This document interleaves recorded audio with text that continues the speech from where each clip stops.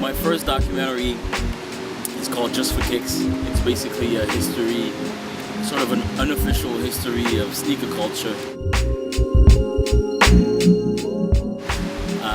Or at least it was perceived that way. What it really is a documentary about hip-hop. It's a documentary about the power of hip-hop as a music and as a culture. And one of the various ways to demonstrate the power of hip-hop is the economic power of hip-hop, which we've all learned through, record sales and how big this music and the genre in general have become over the past 20, 25 years. But I just thought that one of the best examples of that, or personifications of that, if you will, was basically the impact of that culture on an industry that has, in theory, nothing to do with that culture. It's not the record business. It's not, live music shows or the typical sponsors that you will come across in the music world. It's the athletic business, Nike, Adidas, Reebok, and just sports brand in general, garment in general, but sports brand most specifically, have gained so much exposure throughout the world and have gained a cachet through that music. And this freak phenomenon actually happened, which we call sneaker culture, which is really an offspring of hip-hop culture. I had mixed feelings about collaborating with a brand or doing a film doing a film produced by a brand about one of their products, because by definition it presented problems that would be that it would completely be perceived as advertising or as promotion for the product, which for the brand it is in any case.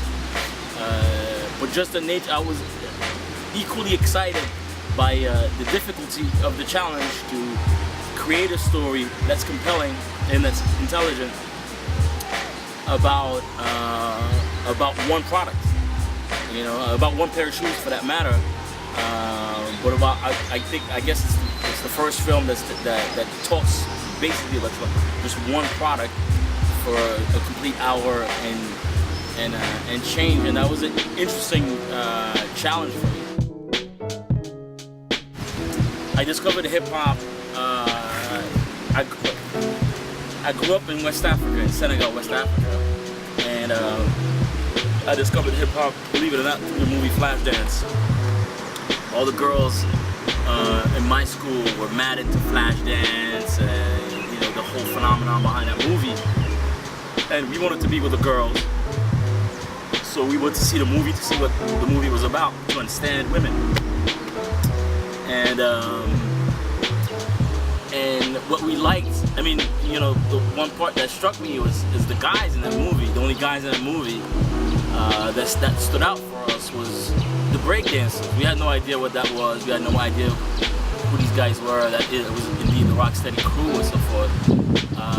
But we liked the fact that there was dudes that looked cool and that was dancing in the streets. So me, my brother, the kids that we were around with, we wanted to emulate them and sort of be around girls that were into that. So we started dancing like that, and that we, soon after discovered it was called hip hop, and that it was the beginning of this phenomenon we've grown to know. The backbone of what I play at the house and constantly play while I'm working, what I'm out and about, and in general, is hip-hop classics. From 82 on to 2010, if there's any classic that came out in 2010, I'm definitely playing that all the time, at all times, singing them in the shower. That's what I